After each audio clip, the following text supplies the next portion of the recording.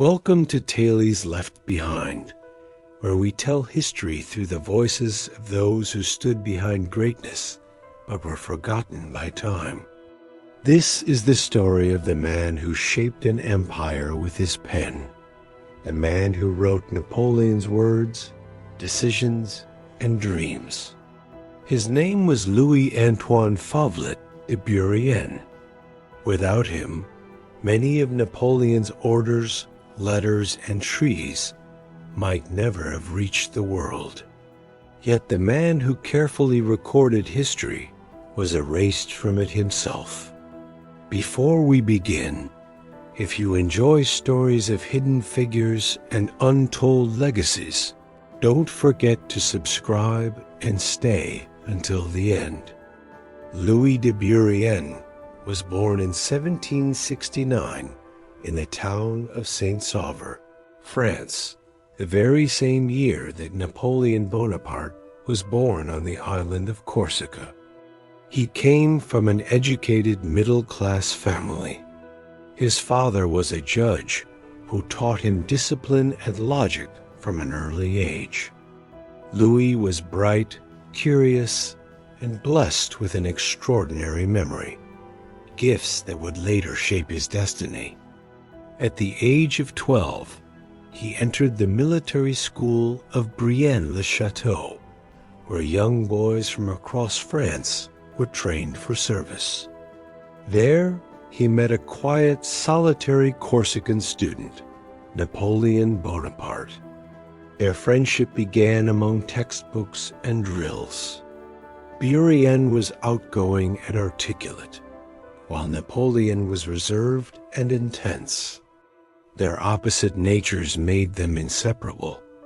Bourrienne helped Napoleon refine his French and manners, while Napoleon taught him the logic of war and ambition. They spent hours dreaming of the future, one speaking of politics and justice, the other of conquest and glory. After graduation, their paths diverged. Napoleon joined the army.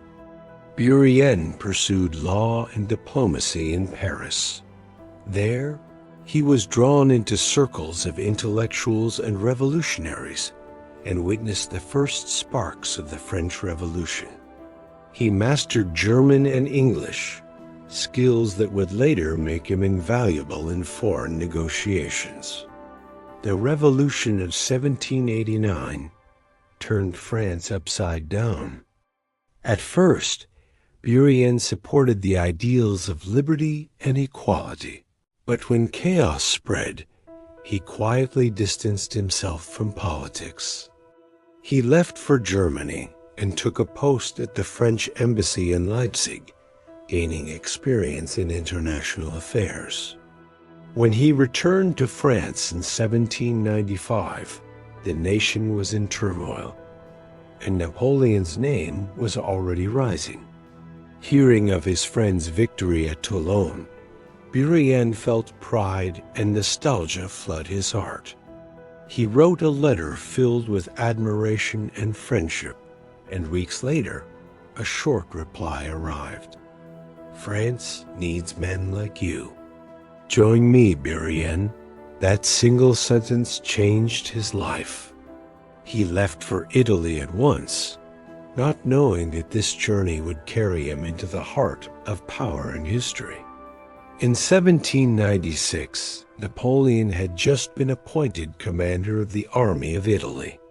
France was still unstable, surrounded by enemies on all sides.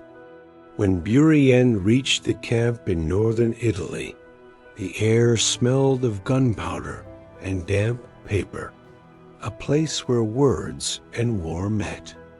Their reunion after years apart was brief but sincere. "Do you still write as neatly as before?"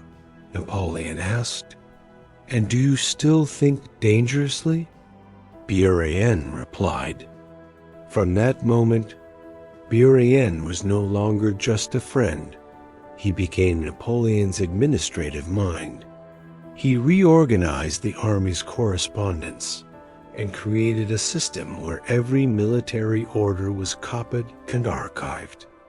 That structure later became the foundation of France's modern governmental record-keeping.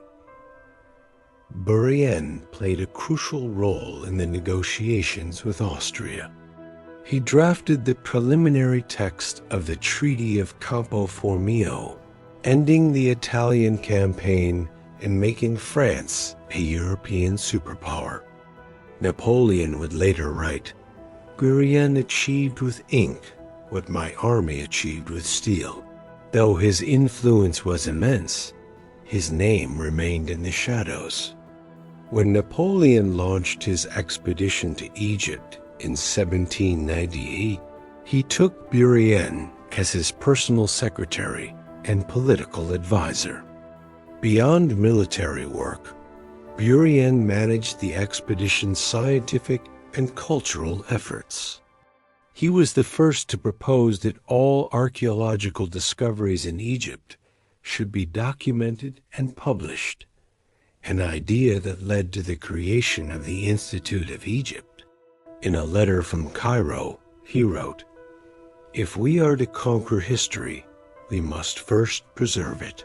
This mindset earned him deep respect among scholars and officers alike. Yet, even as he admired Napoleon's brilliance, he feared his growing hunger for power. "He aims for the stars," Bourrienne wrote, "but I fear he will burn the earth along the way." When Napoleon seized control of France in the coup of 18 Brumaire in 1799, Bourrienne was among the first to arrive at the Luxembourg Palace. He immediately began organizing the new government's administrative structure.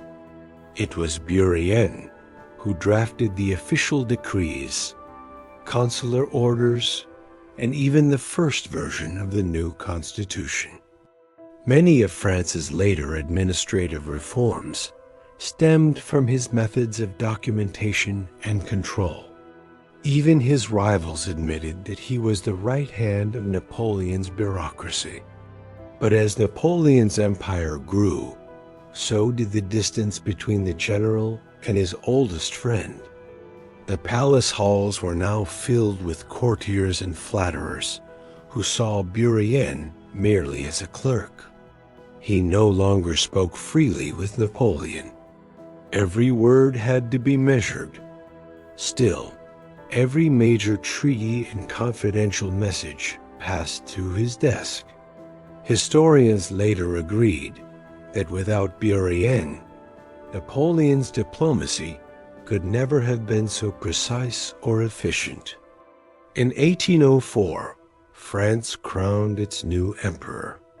Napoleon Bonaparte became Emperor Napoleon I, and Bourrienne stood silently beside him, watching history unfold. But he no longer felt like a companion. He was now an observer behind a wall of protocol. Even so, he continued to handle the empire's most sensitive correspondence and state papers. One of his most impactful initiatives was the creation of a centralized registry of governmental communication, ensuring the emperor had control over every message sent and received.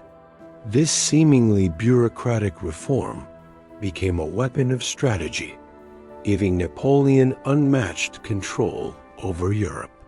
Some later historians credited Bourrienne with laying the groundwork for the modern centralized state. Yet within the imperial court, envy grew. Rivals whispered that Bourrienne was enriching himself through secret contracts and commissions. In a palace ruled by suspicion, truth mattered less than rumor. Napoleon, consumed by ambition, began to trust fewer and fewer people. In one tense meeting, when Bourrienne argued about military expenses, Napoleon snapped, "You calculate too much. Louis, politics is not about feeling, it's about numbers." Those words pierced deeper than any sword. Brienne simply bowed his head and continued writing. By order of the emperor. In 1802, he was appointed chief of the private cabinet of the emperor, the highest administrative post under Napoleon. Every decree, every royal marriage, and every peace negotiation crossed his desk. More than once, he warned Napoleon against endless wars. Each victory births a new enemy, he wrote in a private note. But Napoleon no longer listened. He believed history was written by his will alone. Their friendship began to fade. Brienne, once a trusted voice, became a quiet reminder of limits, something an emperor could not tolerate. Surrounded by flatterers, Napoleon drifted further away. Yet Brienne's loyalty never wavered. He still believed in the man beneath the crown. Then came the accusations. In 1802, an official inquiry accused Brienne of corruption and personal gain. No evidence was ever found, but Napoleon's patience had run out. "You no longer belong here," the emperor said coldly. Within 24 hours, Brienne was dismissed. The man who had written thousands of imperial orders now signed his own dismissal. As he left the palace, he whispered, "I wrote for France, not for myself."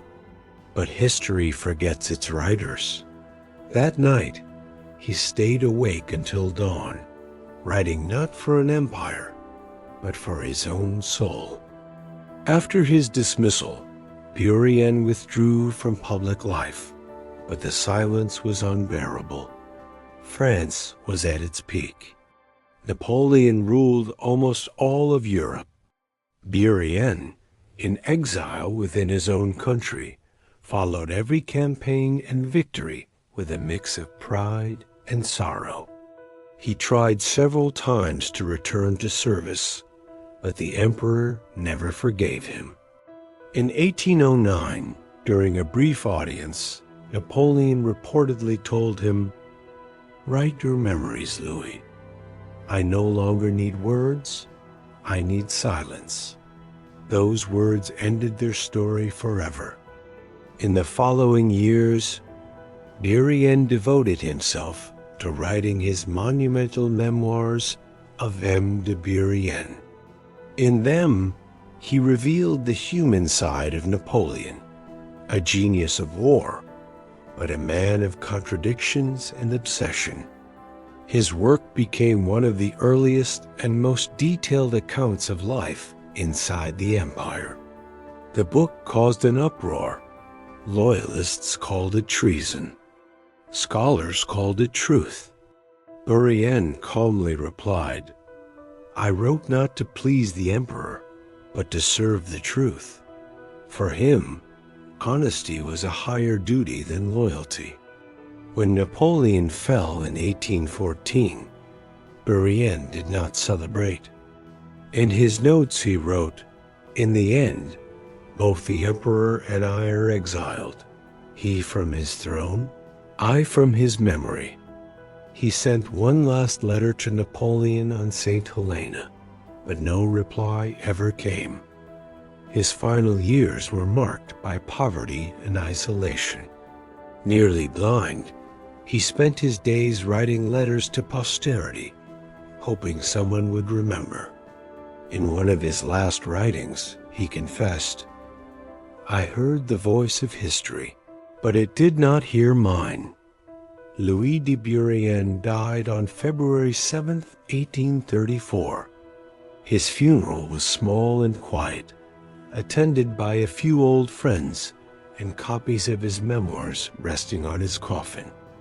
Yet his legacy endured, the man who showed the world who Napoleon truly was.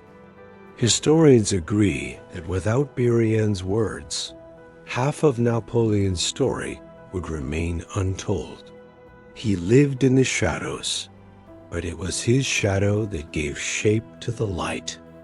If you enjoyed this tale of forgotten history, subscribe to the channel and stay tuned for more stories that time tried to erase.